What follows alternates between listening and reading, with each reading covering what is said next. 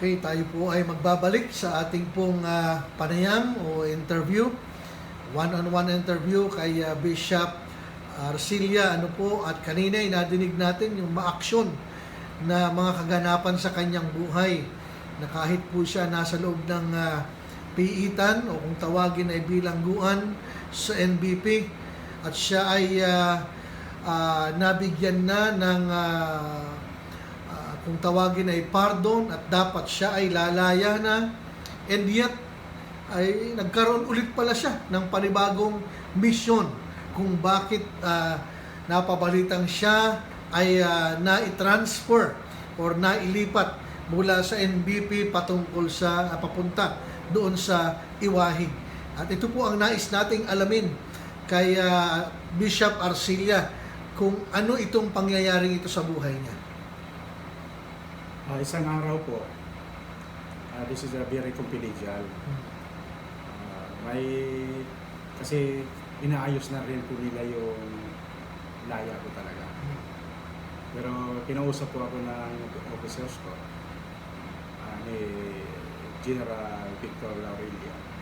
May isang trabaho na napaka-lalim na dapat ko gawin. Kinausap ako ni Colonel Mendoza. Siya ay nasa DI. Inaayos na nila kasi yung laya ko, maging yung mga backwidges. Sa madaling salita, may mission na naman ako doon sa Iwahe. Pero pagdating ko doon sa Iwahe, pagdating ko pa lang, siguro mga one day, na pumutok na kagad yung, kung sa madaling salita, burnout yung mission. Burnout yung mission. Gulat ako dahil dapat sa brigada ako pasok. Kasi yung mga empleyado doon ay involved dyan sa drugs. Kala-kala. Involved sa drugs ang sa Iwahe. Nagulat ako, dapat brigada. Dinala ko sa guardhouse, yung dungeon. Dungeon, yung kulungan ng mga Hapon, guardhouse. At nakapusas ako. Pinusas ako. Sabi ko, anong... Ito po ba ay iba pa sa Bartolina? Mas matindi ito. Mas matindi. O dahil mainit yung dungeon . Kailangan magubad ka, ubad-ubad ka. Ubad-ubad ako noon dahil dungeon yung mainit din . Pag sinabi po bang dungeon, sa ilalim ito? O ilalim, mainit niya po yan dahil para yung kwento simento, tisa. Mainit. Okay. Kaya kailangan, siyempre lalaki ka lang naman dahil ubad-ubad ka para gano'n. Sa sobrang init. Gulat ako. Hindi ba, hanggang doon hindi pa ako tinatanggalan ng pusas. After 5 days, nakita ko yung mga tao, pero hindi pa may pusas pa rin ako. May mga pinapasok. Dami. Sabi ko, pero sa taas sila. Wala doon sa dungeon, hindi sila doon sa ilalim. Sabi ko ba, anong mga sala nyo? Sabi nila, mabigat ang pamamahala rito.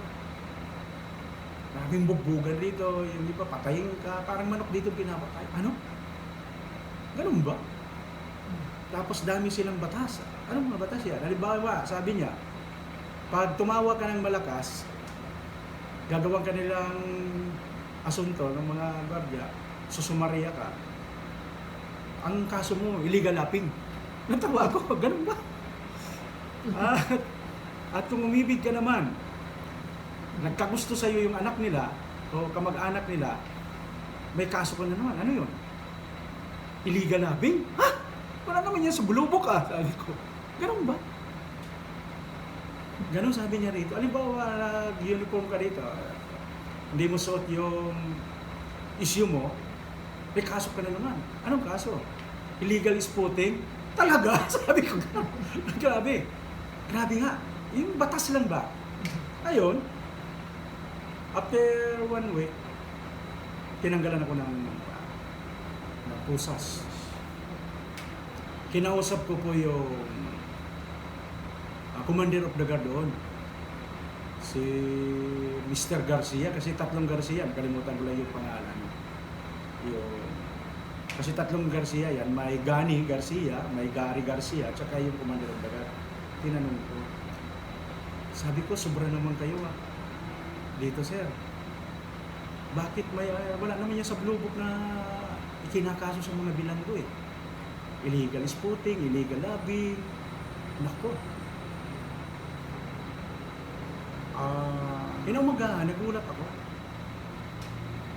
Pinalabas ako doon sa Bartolina. Doon kami sa tinatawag na visiting area. After that, nakita ko yung isang drug lord, si Al Navarro. Kontrolado na itong mga Chinese nito yung drug lord na ito. Kontrolado. Maya-maya, kita ko yung dalawang inmate. May balila. Kinituban ako ng hindi maganda. Pag sabi nung Gary Garcia, sige, upakan nyo na yan. Yung drug lord nanonood. Sabi ko, sit up ito. Ka-sit up na ako. Papatayin talaga pala nila ako, kaya hindi kung matalas, magkakaroon ng investigation. Kaya sabi niya, sige, birahin nyo na. Sumandal ka agad ako sa may parang division yun doon. Yung kawayan lang. Pero sumandal ako. Ngayon, talagang pinapalo ako. Talaga ulo. Papatayin talaga ako. Ngayon, siyempre, gumagano na, kaya hindi ko tinatama. Kaso, nagkuhan ako. Decide na ako. Kasi pastor na ako eh. Bishop na nga eh. Sabi ko, Panginoon, patawarin mo. Kailangan ko i-dipisa rin yung sarili ko. Ayaw ko manuntok. Pero, nung paglapit nung isa, kuhanin ko kagad. Na-frontal ko kagad. Tapos yung isa, diving pants ko. Biyak talaga yung ulo, nabiyak yan. Pagkatapos yung itong yan o, kaya may sugat yan. Yung itong butong to, lumusok. Nahirapan ako kasi siyempre tagal na wala kang practice, nalaya ko nga pero dinipinsa ko lang yung sarili. Pero talaga tuloy-tuloy pa yung palo. Talagang papatayin ako. Yung pala talagang pinapapatayin ako ng drug lord. Kaya burn out na nga, burn out.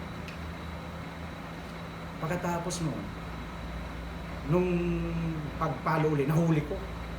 Ay, papatayin ko, mamatay sana dahil nailak ko na eh. Isang ganyan ko lang, talagang na ito eh. Pero, sabi ko, nagpaputok na yung gwardiya. Tama na yan! Yung Gary Garcia. Balik na naman ako doon dapat sa kung ako, di ba, iakyat na ako. Balik na naman ako doon sa dungeon.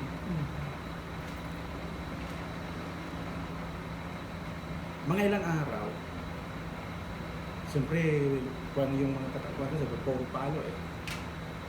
Pumunta yung kuwang ko doon sa, kasi may kampo ng military doon eh. Nagkuhan pala yung kapatid ko, si Kuya Willie. Dinalaw ako ng mga, ayun, gulat sila dahil 5-6 bay. Pumunta roon. Kala nila, kulitan na naman. Kulitan. Ayun, linabas ako sa Bartolina. After that, linagay na ako doon sa medium. Dumating si Super Abinakos. Ngayon, ginawa akong tinatawag na squad leader. Na nakita ko, sige, squad leader. Yung kapit balika, takbo yan. Dagdag 5, walang mga chinilas. Talagang ang init-init. At nakita ko yung pagmamalupit ng mga gwardiya. At isang araw, umulan. Ito si Mr. Pahe, sabi sa akin, kasi dala kong tao, yung bang, sabi, 30 tao. Sabi niya, Arcilla, kuha ka ng 30 tao. Kapit balikat. Di kapit balikat. Sabi niya, push up position. O, sabi ko, push up position. Move, di push up yung mga tao. Sabi niya, ilapat yung dibdib. Puti ka eh. Sige pa. Yung pala, gagawing tulay. Gagawing tulay. Para makatawid lang siya. Pagdating sa gitna, kinuha ko. Sabi ko, handa! Tayo! Naku, wala na siya maapakan. Galit na galit siya ako. Papabartolina naman ako. Mayroon duman na parang itong living out. Hindi ko pakisabi kay Super, pinapabartolina ko. Diba? Hindi maganda itong ginagawa nila. Ginagawa nilang laruan ng bilang gabi. Ayun, hindi ako natuloy na Bartolina. Hindi ako natuloy na Bartolina.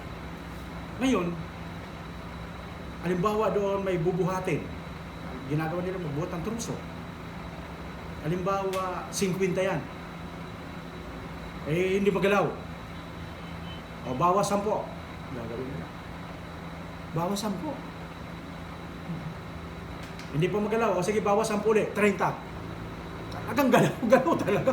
Kasi hahatawin nila. Grabe. Ngayon, nakikita ko, pumupuga yung mga bilanggo harapan. At lumalaban. Kinausap ko si Super Agonales. Sabi ko, sir, para maiwasan natin yung pagtakas ng bilanggo, alisin natin yung pagmamabuti. Itrato natin ang maayos. Mabigyan na maayos sa pagkain. Napakaganda yung ginawa ng Panginoon. Dahil si Super Agonales, pinakinggan yung suggestion ko. Ngayon, bawat may ilalabas yung mga tao, nagpapalugaw siya. Bigyan ng pagkain. Ngayon, hindi ko akalain yung kitchen boy galit. Yung Gani Garcia, galit. Pagkatapos, yung pagkain, sabi ko, lakihan yung pagkain. Yun, sinunod naman ako ni Super. Wala nang pumupuga. Kasi madaling salita, yung bilanggo, maayos na sila. Ngayon, hapon, mga alas 3, dumating yung Gani Garcia. Yung Gani Garcia yung ito, mamamatay tayo. Maraming pinatay ng bilanggo ito. May caliber na 25 siya ng kabisa. Ilinabas ako. Ngayon, pag ilinabas ka naman, itutumba niya. Nag-isip na ko na hindi maganda. Kaya ginagawa ko, habang kinakausap ko siya, dinidikitan ko kasi iba na yung plano ko. Pag bumunot ito ng baril, agawin ko ito. No choice na. Pero sabi ko, Panginoon, huwag mong ipaintulot na makagawa ko ng hindi maganda. Ingatan mo po ako. Panginoon, ginagapos ko po ang kamay nito at ang kanyang paa. At tinatakpan ko ang mata niya upang hindi niya na makita. Alam mo, gumawa nga ng himala yung Diyos. Yung 25 niya, hindi niya mabunot-bunot. Ang sabi niya lang sa akin, pakialam mo ka rito. Mamamatay ka rito. Papatayin ka namin dito. Sabi sa akin. Hindi lang umimik, pinabayaan. Ngayon, linalabas ko na yung mga bilanggo, mga 200, nagpapatanim kami. Sa madaling salita, nakuha ko yun ng loob ng bilanggo na, wala na pumupuga. Parang may naiinggit sa akin. Parang may naiinggit. Ngayon, dahil hirap na yung pagkain, ang ginagawa ko, yung kangkong, tinuturuan ko itong mga kasama natin. Pisilin nyo, yung pipisilin, ganyan kating asin, yan ulam na namin. Naranasan mo yun. Tapos pagdating namin ng brigada, iniipon ko sila. Dahil pinapadala din ako ng pamilya ko ng pera. Bumibili ako ng kanin. Diba, 100 yan. Piso yung ganito, kanin. Kuha ko din, mimigay ko sa kanila. Tapos yun, nangangaral ko ng salita ng Diyos sa loob. Isang araw, Bartolina na naman ako. Bartolina na naman ako. Dahil may isang nag-deliver ng mga bilanggo na naman, ay ako ng mayores doon sa Central. Nung ako ng mayores doon, Central. Paglabas namin, yung kapatas, di ba Manila Boy ka, siyempre tatanim, hindi marunong, hawakin yung dalawang kamay, hilahin. Iba itatanim yung ulo ng tao. Hindi siyempre pukat-pukat, nagalit ako. Ang layo na yun, plinayong biyakid ko. Tinamasi pa ba? Kasi naahawa ko sa tao kasi naahawa ako dahil una Christian. Siyempre iba yung damdamin ko bilang pastor. Iba yung isip ko na dapat gawin pero hindi ko makontrol. Kasi lagi na lang gagawin nila yun. Sabi ko, binawal ko na yan, wala nang sakitan dito. Kung may pagkakamali yan, turuan ng maayos. Tama, inanapan lang ako ng butas. Pasok na naman ako ng Bartolina. Pasok na naman ako ng Bartolina. Inanap na naman ako ni Super Abinales. Nung ako na pasok ako ng Bartolina,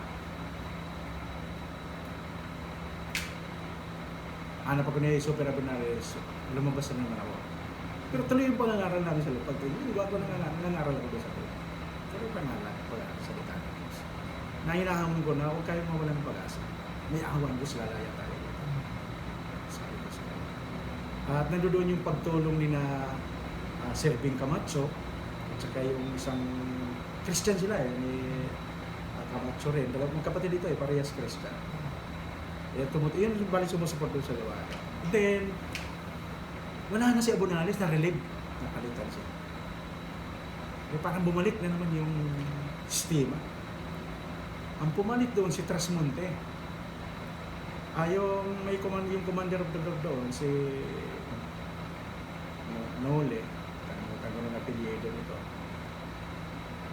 At saka ang YC yun, at ang commander of the guard na yun, si Dudoy kung tawagin. Pero hindi ko kalain na mainit sa akin ang dugo ng Dudoy nito. Pero Christian siya. Dudoy Fernandez. Isang araw, wala na si Trasmonte, wala na si Abonales, si Trasmonte. Katapos lang namin ng debusyon kasi nagdi-debusyon ko dito yung umaga. Bigla na rin, Sir Ching! Siyempre nagulat ako, Sir Ching. Maya-maya, pinick up na naman ako. Dahil inakusahan na naman ako na may matalas, pagkatapos may cellphone. Sabi ko, palayaan ako patapos ganun pa gagawin. Paano kung matalas na yan? Kaya ko kung talagang gagawa ko ng paraan. Kaya ko naman agaw ng baril sa inyo eh. Kaya kung pumuga na ang dito kung talagang may layunin ako iba. Tsaka binago na tayo ng Diyos. Bakit may matalas ako dyan? Bakit may cellphone ako dyan? Tinaniman ba ako? Wala naman, Bartolina na.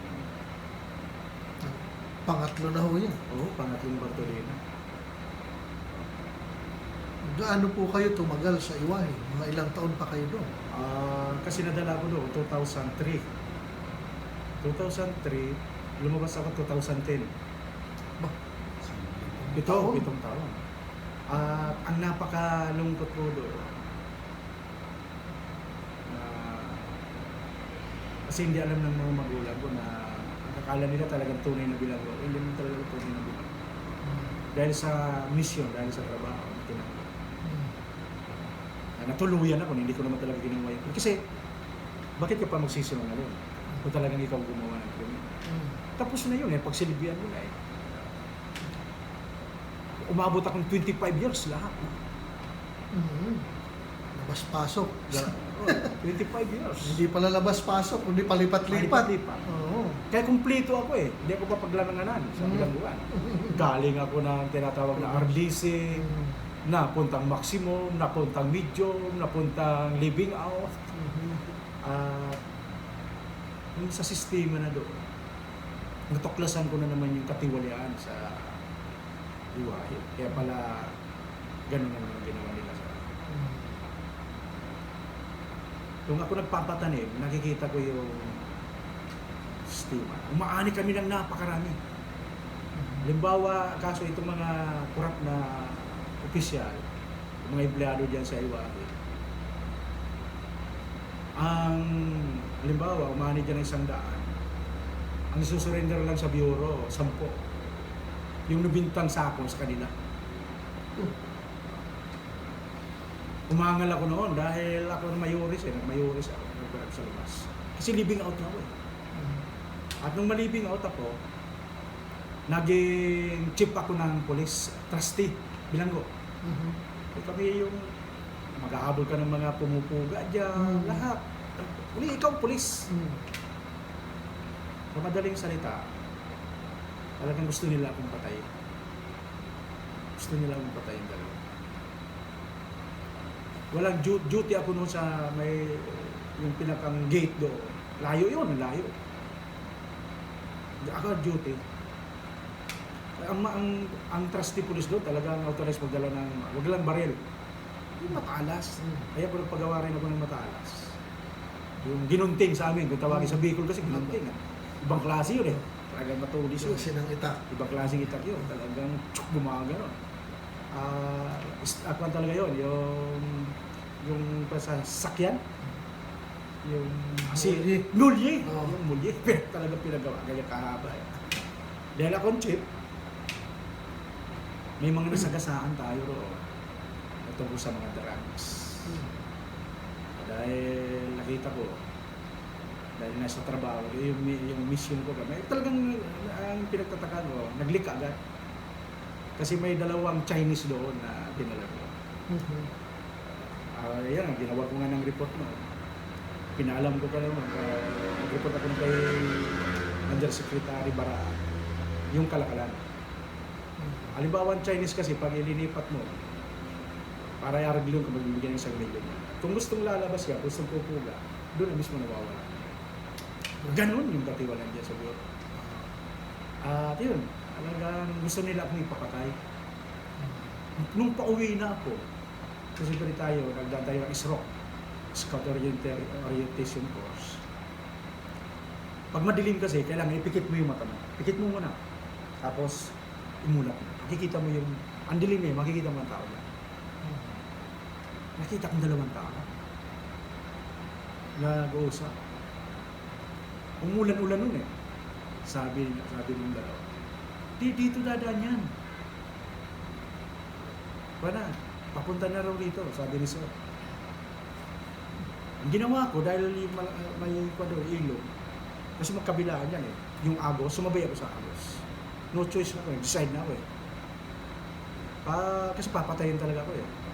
Sumabay ako sa Agos. Pagdating yung dalawa, bigla ko sinunggaban yung sinaksak ko ka.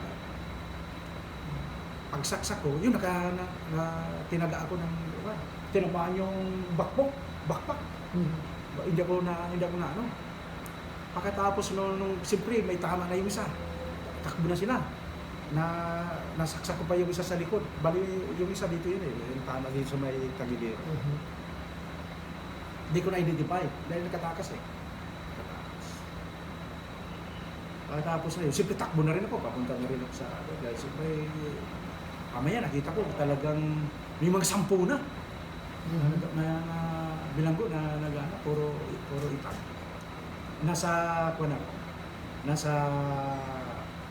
Nakahumbis na. Ayun, report ka agad.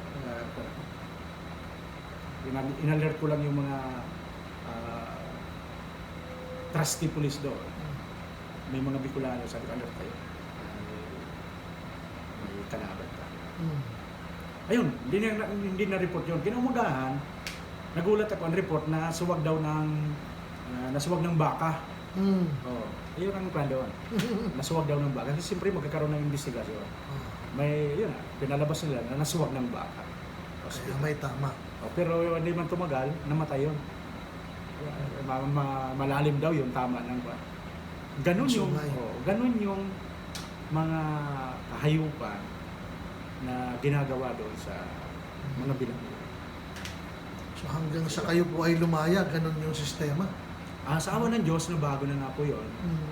Dahil yung mga yun nga, sina Serving Camacho, tsaka yung magkapatid kalimutan. Christian na ito, wala na mismo yung talagang karoon ng pagbabago. Napakaganda pong kasaysayan, ano po, dahil kahit saan kayo dalhin at pahintulutan ng Diyos, na kayo madala ay ginagamit po kayo para magkaroon ng magandang patotoo, hindi lamang sa sarili ninyo kundi maging sa ibang tao, at hindi lamang sa loob, maging sa labas ay kayo ay nagkakaroon ng magandang patutuan po. So maraming salamat po sa mga information na yan na muli nadinig natin at nadinig namin, maging sa mga makakapanood ng ating pong live interview ito, at sa ating pong panghuling pag-uusap mamaya ating pong tatalakayin yung inyo pong naging buhay mula po naman kayo ay lumaya at hanggang sa kasalukuyan, at ito po ay another exciting part ng buhay po ninyo, Bishop Arcilla, na aming pong nabalitaan. Kaya mamaya lamang po ating makakapanayam ulit, i-interviewin ang ating pong kagalang-galang na Bishop Arcilla. Maraming salamat po.